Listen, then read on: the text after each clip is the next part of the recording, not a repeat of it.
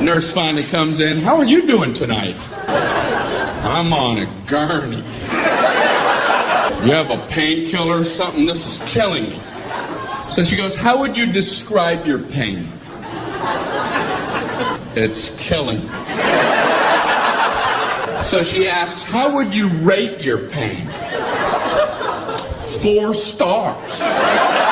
2 enthusiastic thumbs up. She goes, how would you rate it on a scale of 1 to 10, with 10 being the worst? You know, saying a low number isn't going to help you. Oh, I'm a 2. Maybe the high 1s. You could give me a baby aspirin and cut it in half. Maybe a Flintstone vitamin and I'll be out of your hair.